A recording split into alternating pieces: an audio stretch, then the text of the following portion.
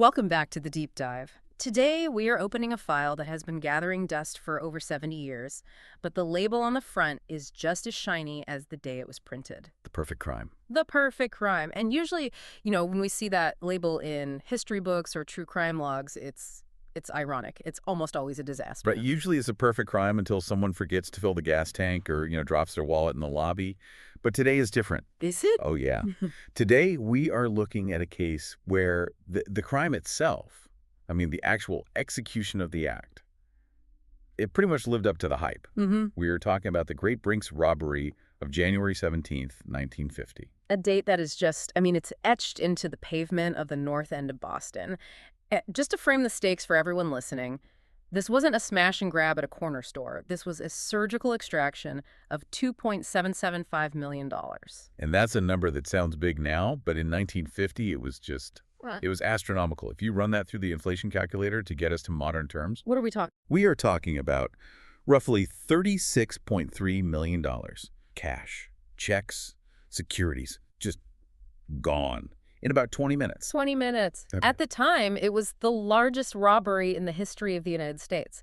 The absolute peak of criminal ambition. And what I love about this story, and why I really wanted to pull it for today's dive, is that it reads like the screenplay for every single heist movie you have ever seen. It really is the archetype, isn't it? You have the crew, you have the disguises, the supposedly impossible security system, and then the internal betrayal. And that's the thing. What makes it a deep dive for us isn't just recounting the 20 minutes inside the vault. It's the fact that for nearly 6 years, this was a ghost story. The police had nothing. The FBI had nothing. It was completely unsolved. So it wasn't a detective that cracked it? No, not at all. The unraveling didn't come from a detective finding a stray fingerprint or a brilliant deduction. It came from the psychology of the criminals themselves. It was the human element.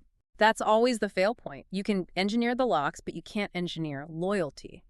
So our mission today is to unpack the mechanics of this heist.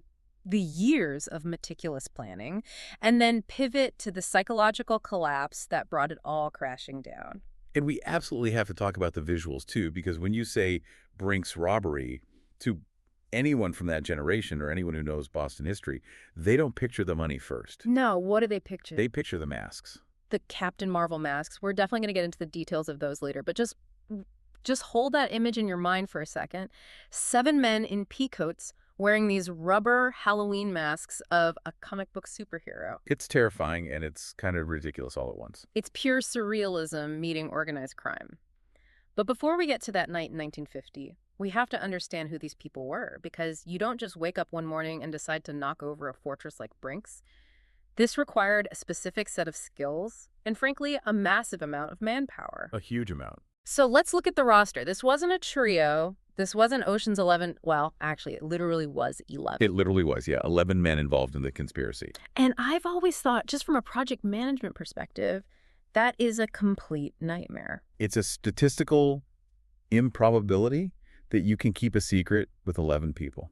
There's an old saying in criminology, and maybe in politics, that 3 people can keep a secret if 2 of them are dead. Right. And here you have 11 career criminals, all with different motivations, different financial pressures, different tempers, trying to hold on to the biggest secret in Boston.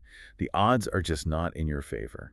And it wasn't a democracy, was it? The leadership structure, it's still kind of debated. That's right. When you look at the files, you see this little tug of war over who was actually the mastermind.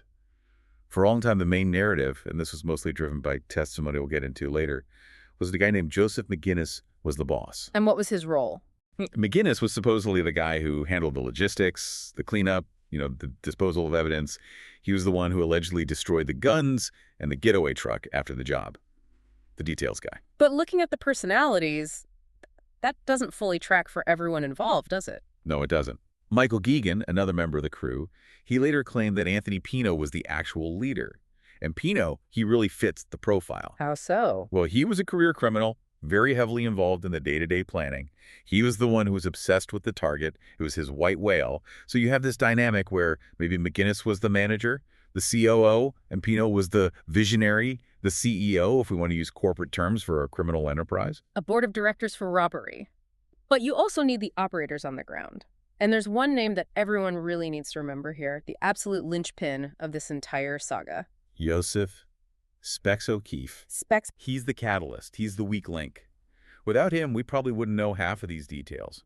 At the time of the robbery, he's just one of the guys, a tough, reliable operator. Yeah. But his role in the aftermath is what defines the entire history of the Brink's job. And then you're filling out the rest of the squad. You've got Vincent Costa, who is the lookout, Adolf Jazz Maffei, who's an interesting character just because he managed to outlive almost everyone. He died in 1988, the last survivor. And then you have the muscle and the specialists, Stanley Gusiora, Thomas Richardson, Henry Baker, James Faraday, and Joseph Banfield. It's a full football team, plus a guy on the bench. And I think that's so important to emphasize right at the start, the sheer logistical difficulty of managing 11 distinct personalities. I mean, that is the background radiation of this entire story. It's the ticking clock built into the plan from day one.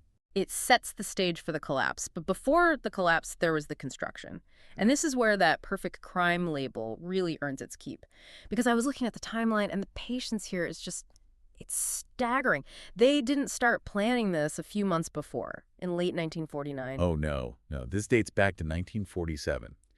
3 full years before the heist. 3 years. That is an eternity in the criminal underworld. Usually, robbery crews work on a much shorter horizon, a few weeks, maybe a month, if they're ambitious. But Pino and his crew were playing the long game. This was their retirement plan. And they had to deal with a massive curveball right in the middle of it. A huge one. The move. In 1948, they'd already spent nearly a year casing the original Brink's facility. They had plans, they had observations, they knew the guards' coffee break schedule. And then Brink's just decides to move their entire operation to a new location in the North End, 165 Prince Street. Imagine the frustration. You've put in a year of your life, learning a building inside and out, and the target literally walks away. Most crews would have just scrapped it. They would have said, okay, bad omen. Let's go hit a bank in Cambridge instead. It's over. But not these guys. Exactly. They just viewed it as a delay, not a defeat. They picked up, moved their surveillance operation to the new location, and started over. And interestingly, the original concept wasn't even a robbery. Oh, really? What was it?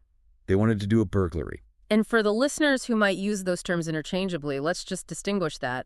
A robbery is taking by force, or the threat of force, sticking a gun in someone's face. Right, whereas a burglary is breaking and entering, stealing when no one is looking. Yeah. They wanted a ghost job. Yeah. Get in at night, crack the safe, leave before morning. No masks, no guns, no witnesses, just clean. But the new building at Prince Street was a problem. It was a fortress. It had a brand new state-of-the-art alarm system. They studied it for months, and they couldn't find a physical way around the perimeter that wouldn't trip the wires.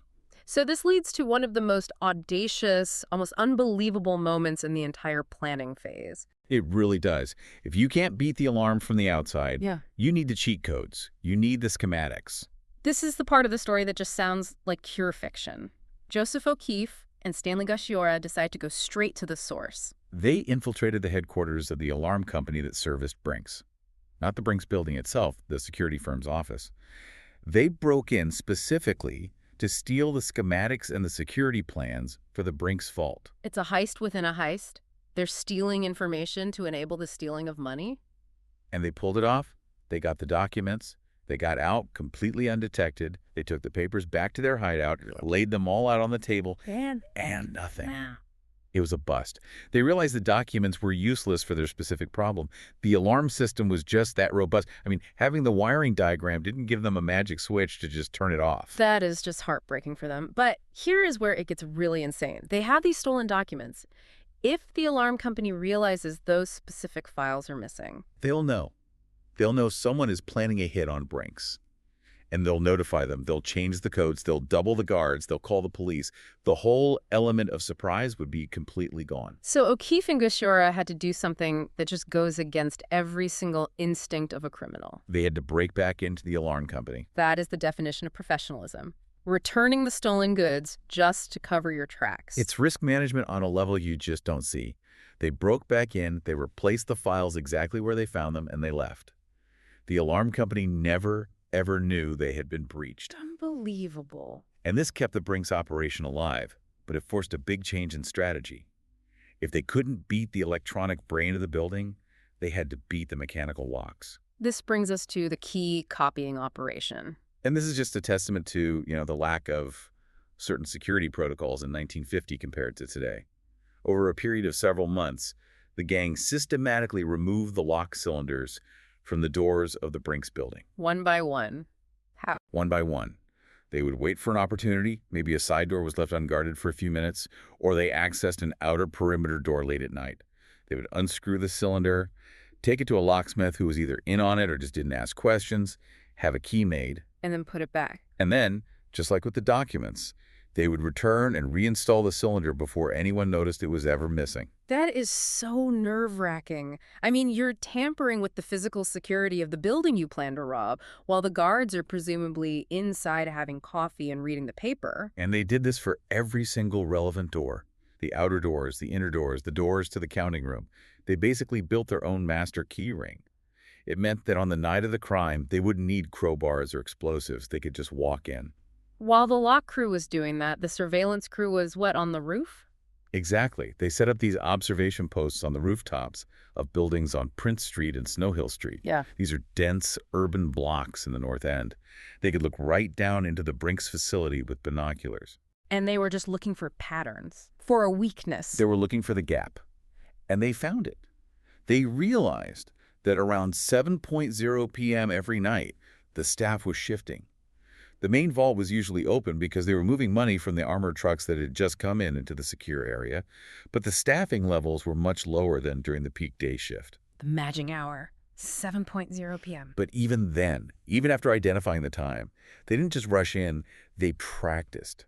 They had 5 aborted runs. 5 times the crew got fully geared up, got in the car, drove to the site, and then called it off. Why? What would go wrong? Anything. Maybe the street was a little too busy. Maybe a police cruiser was parked a block away. Maybe the lookout, Vincent Casa, just didn't like the way the shadows looked.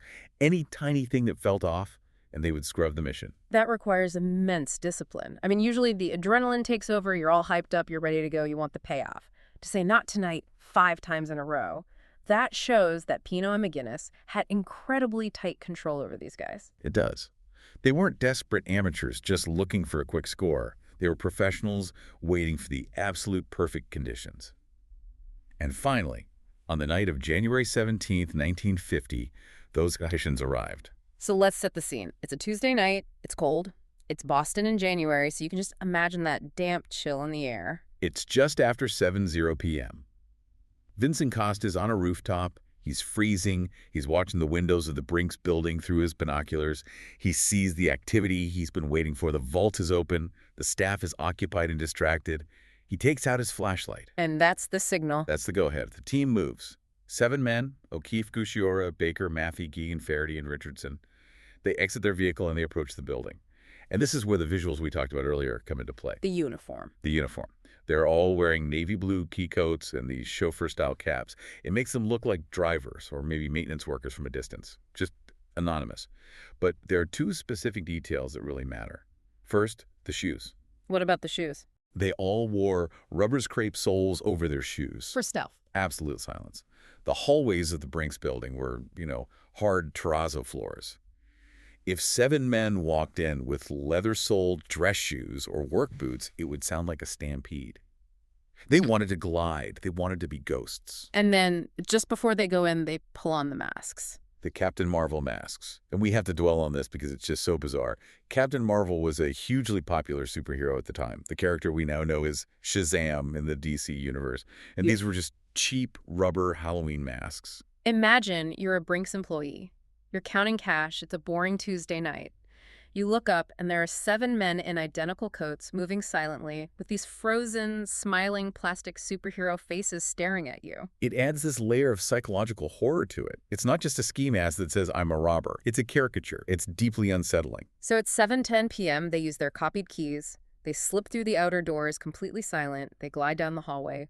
And they burst into the counting room. There were 5 employees inside. The robbers moved with, by all accounts, military precision. Don't move, nobody gets hurt. They had .38 caliber revolvers drawn, but they never fired a shot. They immediately rounded up the employees, tied their hands behind their backs, and taped their mouths shut. Total control. Absolute dominance of the case in seconds. They began filling these large canvas laundry bags with everything they could get their hands on. They weren't being picky. They were just sweeping everything. Currency, checks, money orders off the tables and into the sacks. But there was a snag. There's always a snag, isn't there? The buzzer? This is the moment. Right. This is the moment where the perfect crime almost turned into a bloodbath. While they are in the vault, furiously stuffing these bags, Yeah. a loud buzzer rings. Someone is at the secure door trying to get in. And if I'm in that room, my heart just stops. Is it the police? Is it a guard coming back from a late break? The whole gang freezes. They have no idea who is on the other side of that door. Two of the robbers detach from the group and move silently toward the door. Their plan is to ambush whoever walks in, just grab them, subdue them, and throw them on the pile with the other employees. And who was it? Do we know? We do. There's a garage attendant. He was just coming up to ask a question or check on something routine. He rang the buzzer, waited a few seconds, didn't get a response, and miraculously just shrugged his shoulders and walked away. He walked away. He just walked away. He had no idea that on the other side of that door, two men with guns and Captain Marvel masks were waiting to grab him. If he had been just a little more persistent, or if he had had a key to let himself in, he would have walked right into the middle of the biggest heist in American history. Talk about a sliding doors moment.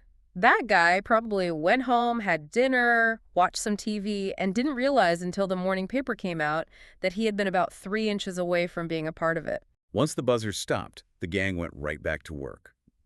But the clock was ticking. They had been in there for nearly 20 minutes by now.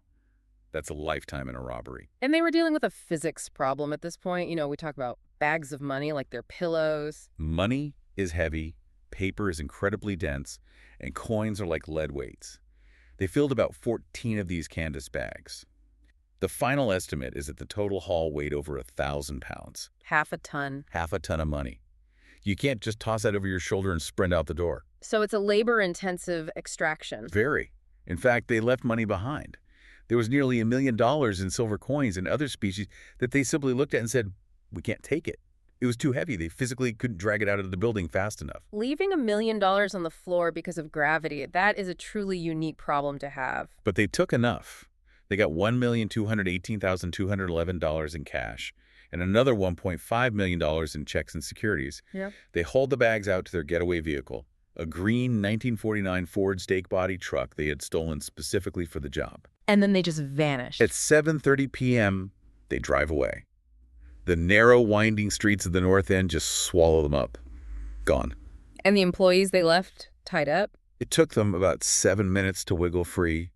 One of them managed to get the tape off his mouth, and he hit the alarm at 7:37 p.m. The police were there within minutes. I mean, the entire Boston PD was mobilized. But the gang was long gone. And when the police arrive, what do they find? What's the crime scene look like? Nothing. It's a ghost scene. They find a chauffeur's cap that one of the robbers dropped, some tape, the rope used to tie up the employees. That's it. No fingerprints.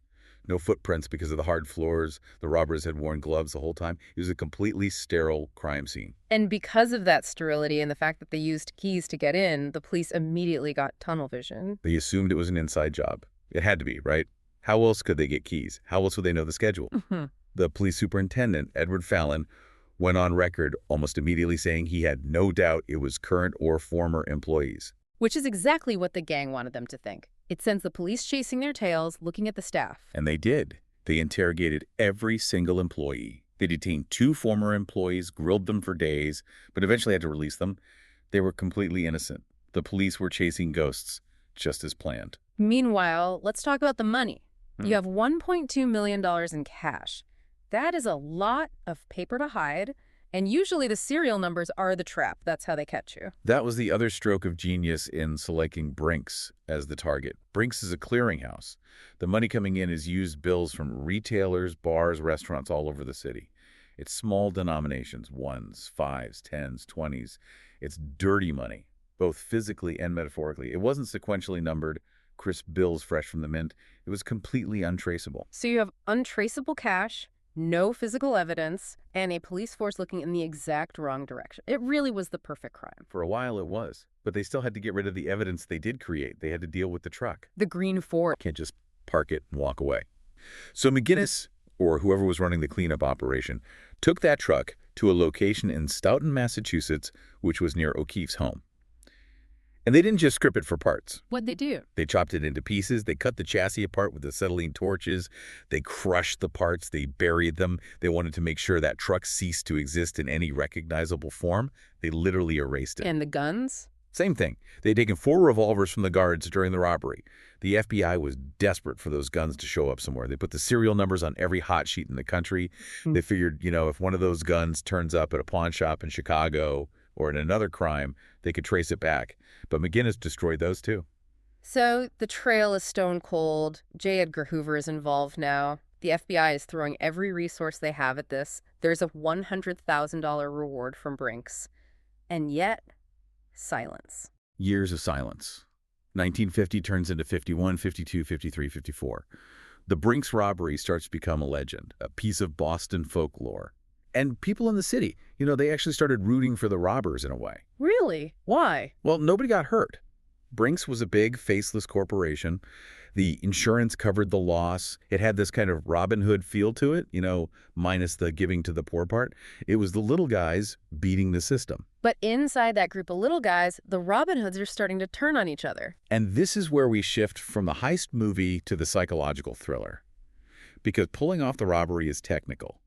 Surviving the success is emotional. The intense pressure of sitting on that secret and all that money, it began to crack the foundation of the group. And the first crack started with O'Keefe. Joseph Specs O'Keefe. I was a volatile guy, not exactly the patient, quiet type. And in June of 1950, only 5 months after the big score, he and Stanley Gouchior get arrested in Pennsylvania. For the Brinks job, the FBI finally got them. No. For a completely unrelated, almost pathetic burglary. They were stealing clothes or something minor out of a store. They just couldn't turn off the criminal instinct. They couldn't lay low. That is just maddening. You have just stolen millions of dollars. Your share is waiting for you, and you're risking it all for a petty burglary in Pennsylvania. It's the nature of the beast. But this arrest was catastrophic for the group. O'Keefe got sentenced to 3 years in Bradford County Jail. Gouchior got hit even harder, 5 to 20 years in the Western State Penitentiary. So now 2 of your 11 shareholders are behind bars. This creates a huge problem. A massive problem. Because prison is a lonely, expensive place. O'Keefe is sitting in his cell, just stewing. He needs money for a good lawyer to fight his appeal. He needs money to support his family on the outside. He expects his partners, Pino, McGinnis, the guy sitting on this huge pile of cash back in Boston, to take care of him. It's the unwritten rule of the underworld, right? You Yeah. take care of the guy who gets pinched, so he doesn't talk. It's the stand-up guy tax. You have to pay it. But the gang back in Boston, Aww. they got stingy. Why? Was it just pure greed? I think it was greed mixed with a heavy dose of paranoia. McGinnis and Pino probably looked at O'Keefe and thought, he's a liability. If we start sending him envelopes full of cash, the FBI might be able to trace it. Or maybe let's just keep his share for ourselves. And O'Keefe claimed he never even got his initial cut. Is that right? That was his claim. He said he had given his share to Jazz Maffey for safekeeping before he left Pound on that ill-fated trip. And now that he was in jail, he couldn't access it. He felt like he was being robbed by his own partners. So the resentment is just building and building. Mhm. The FBI has to know this. They are professionals at exploiting exactly these kinds of cracks. Oh, yeah. Agents were visiting O'Keefe constantly. Hey, Joe, heard your friends aren't sending any money. Heard they're buying new cars in Boston while you're eating prison loaf. Why are you protecting these guys? They were in his ear day after day. But he held out. For a while, anyway. He held out for the duration of his sentence. He was tough.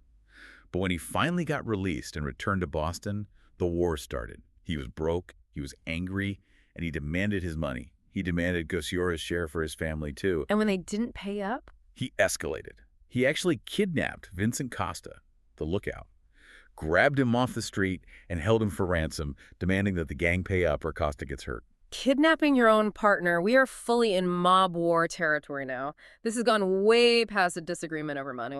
Pino paid a small ransom just to get Costa back, but that was the absolute final straw. They decided O'Keefe was too dangerous to live. He was a loose cannon, and he was going to bring them all down. So they put a contract out on him. They hired a professional hitman from New York, a guy with the terrifyingly straightforward nickname of Elmer Trigger, Burke. Burke came up to Boston with one assignment: kill Specs O'Keefe. And he's tried. He caught up with O'Keefe in Dorchester. He Oh. didn't just walk up and shoot him. He opened fire with a machine What's gun. a machine gun in a residential neighborhood? It was a serious, loud, violent attempt. O'Keefe was hit multiple times. He was riddled with bullets. But, incredibly, he survived.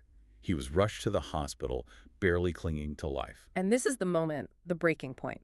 O'Keefe is lying in a hospital bed. He's bandaged up. He's in agony. He knows that the moment he's well enough to walk out those doors, Trigger Burke or someone else is going to be waiting to finish the job. A code of silence is a two-way street. It relies on mutual protection. Once your partners try to murder you with a machine gun, the code is null and void. The FBI agents walked in that hospital room, they pulled up a chair, and this time, O'Keefe didn't tell them to get lost. He started talking. He started talking on January 6, 1956. And I want to pause on that date because the timing is just, it's cinematic perfection. January 6, 1956. Why is that date so critical? The statute of limitations. For a federal crime of this nature, like robbery of a federally insured institution, the statute of limitations at the time was 6 years. Meaning, if the police didn't charge them within 6 years of the exact date of the crime, they could never be prosecuted. Exactly. They would be free and clear. They could have gone on television and confessed to the whole world, and the government couldn't touch them. And the robbery was January 17, 1950. So when O'Keefe started talking on January 6, 1956, the FBI had 11 days left. 11 days before the crime of the century officially became the getaway of the century. Talk about a ticking clock. The FBI must have been in an absolute panic. They have to take O'Keefe's testimony, they have to corroborate it, get warrants from a judge, and organize a massive coordinated raid in under 2 weeks. It was a complete frenzy. Yeah. But O'Keefe gave them everything. He gave them the names, the locations, the details of the planning, the alarm company break-in, all this stuff the police never even dreamed of. It was the whole story on a silver platter. And the hammer dropped. On January 12, 1956, 5 days before the deadline, the FBI launched coordinated raids all across Boston. They grabbed Baker, Costa, Geoghegan, Maffei, McGinnis, and Pino. It's just under the wire. I mean, imagine the feeling of being Tony Pino or Joe McGinnis. You are looking at the calendar. It's January 12. You're thinking, 5 more days, just 5 more days, and we made it. And then your front door gets kicked in. The devastation must have been absolute. They were so close to getting away with it forever. And what about the other members of the crew? They rounded up the rest later. Faraday and Richardson had gone on the run, but they were caught by May. And there's a bit of irony here. Gus Shiora, O'Keefe's partner in that Pennsylvania job, he never stood trial. He died of a brain tumor in prison in July of 1956. Right. And another member, Banfield, was already dead of natural causes. So the trial happens, and with O'Keefe on the stand pointing fingers at everyone, it's got to be a slam dunk. It was. The defense attorneys tried to paint O'Keefe as a liar, a maniac, a desperate man trying to save his own skin. But the details he provided were just too specific, too accurate. In October 1956, the jury came back. Guilty. Life sentences for the core crew. And O'Keefe, the man who sang, what happened to him? He got the deal of a lifetime. He pleaded guilty and received only 4 years in prison. He was out by 1960. It really pays to be the canary. It does. But he lived the rest of his life looking over his shoulder. He eventually changed his name and disappeared, supposedly. There are rumors he worked as a chauffeur, which is deeply ironic, but he mostly stayed out of the public eye. He even collaborated on a book about it all. So the men are in prison, the case is officially closed, but there is one massive, glaring loose end, the $2.7 million. The money. And this is the part that keeps researchers and treasure hunters up at night. Of the $2.7 million that was stolen, only about $58,000 was ever recovered. That's nothing. That's just loose change. That's a rounding error. $58,000. That means over $2.6 million vanished into thin air. Where did it go? I mean, O'Keefe said he didn't have his share. Pino and McGinnis went to jail for life. Did they spend it all in those 6 years? It's really hard to spend that much cash quickly without attracting a ton of attention, especially when you know the FBI is watching everyone connected to Boston's underworld. There are theories that a lot of it was laundered into legitimate businesses over time. Other theories say it was paid up the chain to higher-level mob bosses for protection and silence. Or, it's still out there, there were rumors for years that bags of the money were buried in the hills around Stoughton, near where they cut up the truck, or that it was hidden in the walls of old houses in the North End. It's a haunting thought, isn't it? That money in those canvas bags just rotting away in the dirt somewhere. And you have to remember, this is old paper money. If it wasn't stored perfectly, it's probably just compost by now. But the idea that millions of dollars worth tens of millions today just evaporated, it kind of defies belief. The cultural impact of this was massive, too. We mentioned the movies earlier. Right. Hollywood couldn't resist this story. You had 6 Bridges to Cross in 55, Blueprint for Robbery in 61, there was a TV movie in 76. But the big one, the one that really defined the legacy for a modern audience, was the Brink's Job in 1978. Directed by William Friedkin. The guy who directed The French Connection and The Exorcist, a real heavy hitter. And he cast Peter Falk as Tony Pino. Columbo as the criminal mastermind. Exactly. And the tone of that movie is so interesting because it's almost a comedy. It portrays them not as these steely-eyed supercriminals, but as kind of bumbling, blue-collar guys from the neighborhood who just happen to stumble into this massive score. It demythologized them a bit. Which is probably closer to the truth in terms of their personalities, even if the planning itself was pure genius. I think that's the perfect summary. That's the duality of the Brink's Job. The plan was genius. The people were deeply flawed. The mechanics were the perfect crime. The interpersonal relationships were a complete and utter disaster. It's the ultimate lesson in human nature, isn't it? You can beat the machine, but you can't beat your own greed and paranoia. If they had just paid O'Keefe, if they just tossed him a few $1,000s for his lawyer to keep him happy while he was inside, they likely would have all walked free. They tripped over a few grand and ended up losing millions and their freedom. It's a tragedy in the classical sense. Their own character flaws were their downfall. So, as we wrap this up, I want to go back to that missing money. That's the part that's going to stick with me. The $2.6 million question. So here's the thought I want to leave everyone with. If you are walking through the woods in Massachusetts, maybe near Stoughton, or you're renovating an old basement in a triple-decker in the north end of Boston, keep your eyes open. You never know. It might just be a pile of moldy paper now, but it's a piece of history. A piece of the perfect crime that just wasn't quite perfect enough. That's it for this deep dive into the Great Brink's Robbery. We'll see you next time.